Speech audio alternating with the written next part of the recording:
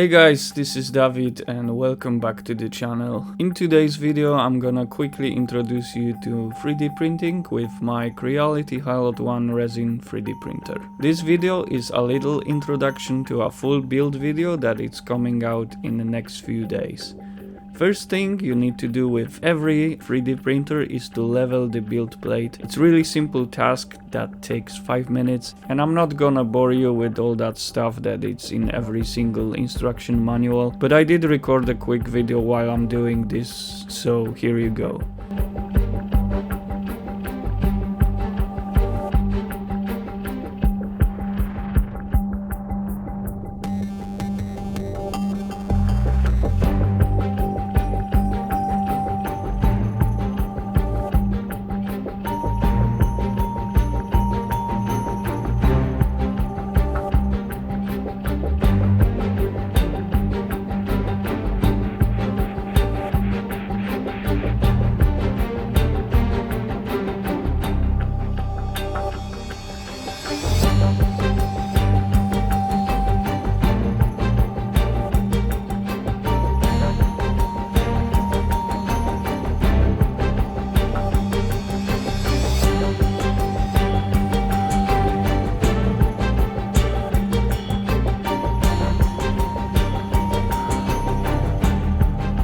When the build plate is leveled, we are basically ready to print, and what I will be printing in this video is a few scenery bits from a Fallout Wasteland Warfare tabletop game.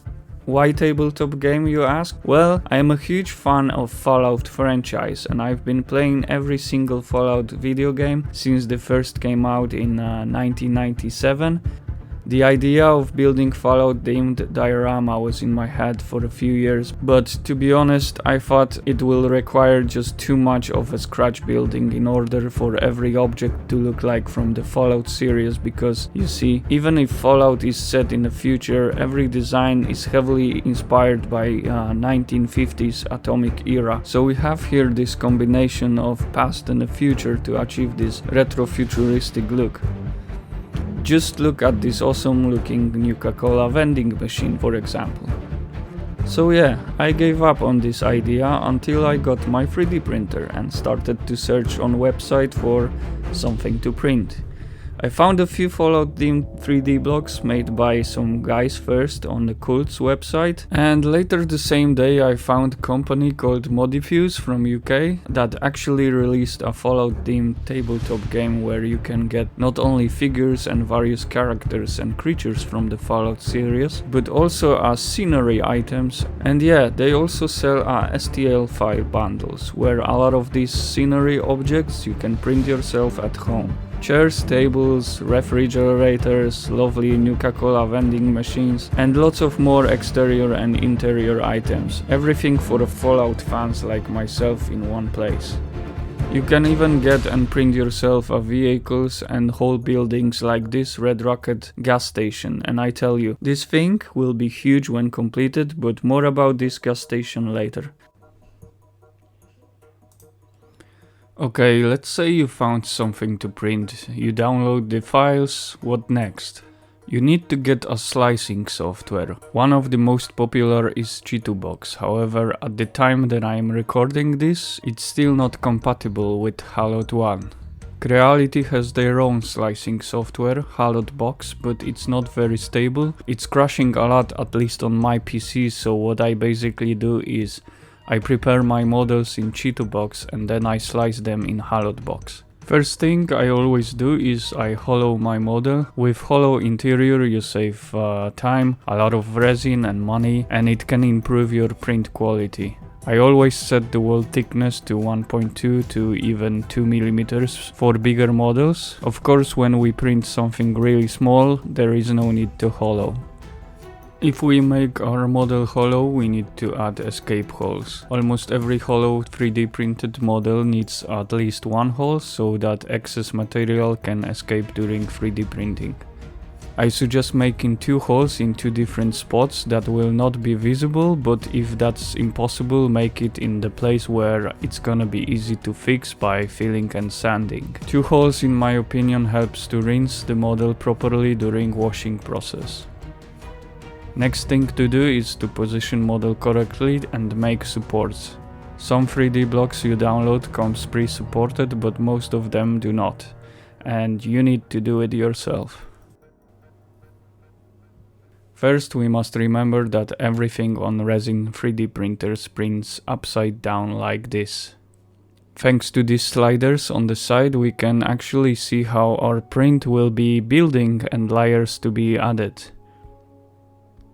Our build plate sinks into the resin and gradually and slowly starting to go up, printing our model layer upon layer suspended in the air. When our model is getting bigger and heavier, the gravity can take its toll. This is why supporting your model is so important.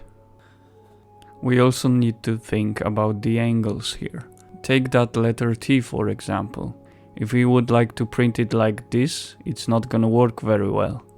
All the red surfaces need support, but when we have a flat area like this that is longer than 5 mm without support, our model can warp and deform. Let's rotate this to the side on 45-degree angle. It's much better now, but we still have some flat areas like this here. Also note that there is something that is trying to print now in mid-air. These places are called islands and they need support as well. Now let's rotate our letter T 45 angle to the back and see what happens. We just got rid of all the flat surfaces, and there is 2 points where our print needs to start from. One is right on the top bottom corner and one is on the island.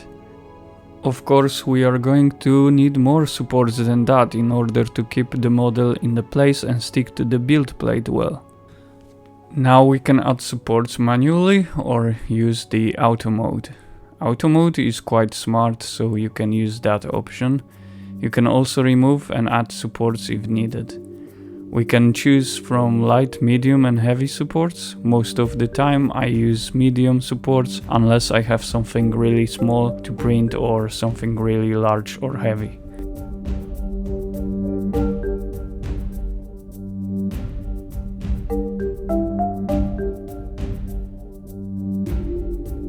Slicing is just saving the file into one that our printer is gonna read it. However, I mentioned before I can't slice in here, so I'll save the project and open it with HalotBox.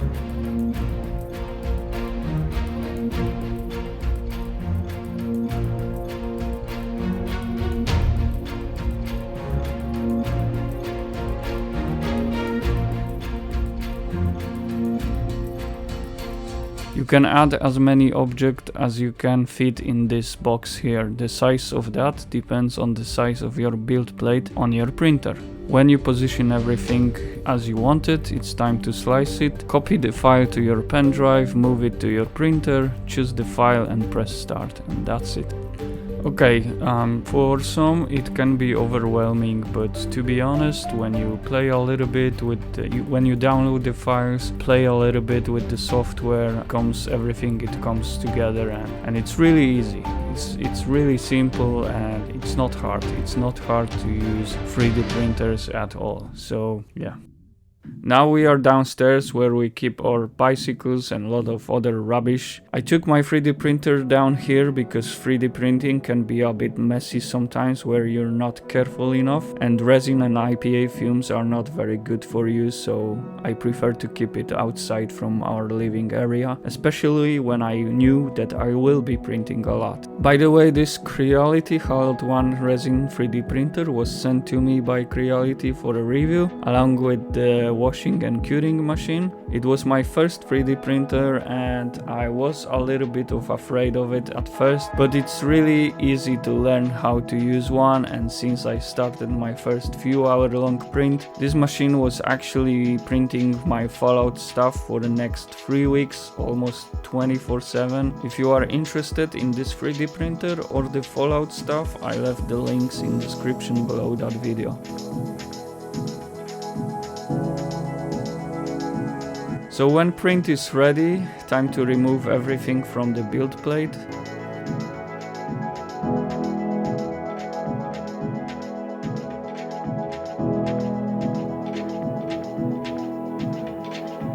Fill this plastic tank from the washing curing machine with IPA.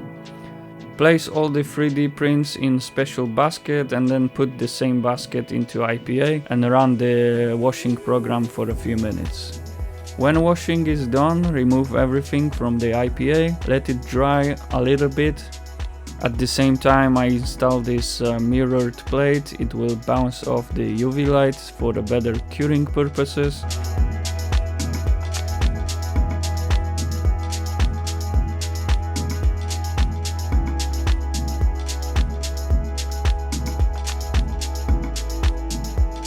It's time to set the curing program, and by the way, if you forget somehow to set it from washing to curing like I did once, everything inside will be flying around with a high speed with a high chance of destroying everything you printed, so bear this in mind.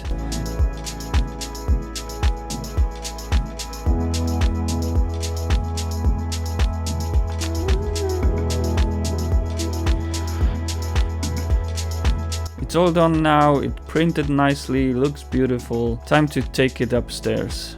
So here we are back upstairs on my bench, and it's actually been 2 months later since I started to play with this Creality Halo 1 3D printer, and I have printed a lot of stuff by now, and I am really happy how all these prints turned out. I didn't make any video about this printer in 2 months because at the time when I was actually printing all this Fallout stuff, I was still working on tow tractors and Japanese tank crew diorama from my previous videos, as well as ICM Cobra that it's not finished yet. I also spent a lot of time printing these Fallout Red Rocket gas station walls. As you can see, some of them are printed in a clear resin because I was just testing one. Anyway, so I finished printing walls after I think a week or 2 and realized that some of the roof section files were too big to print on my printer. Sure, you can use another software to cut these bits in half, for example, but when I finally removed supports and put them all walls together, just look how big this is. It's huge, and to complete this it would take me another month of printing, plus I will need to spend a lot on resin and IPA. I don't even know where the hell I would keep it because it's so damn huge. It's gonna be absolutely massive and pretty heavy too. After so much time spent 3D printing this stuff, I had to put it away for now, at least till I get the bigger printer, but I really wanted to build a Fallout diorama now. So what I did is, I scaled down everything to 30% and decided to build the whole gas station building with full interior, a bunch of other stuff around it, and I did. I actually finished this diorama. Here is a quick preview for my next full build video that is coming in few days when I finish editing that one. Stay tuned, stay healthy, I'll see you soon, and don't forget to like and subscribe, and check the links in description.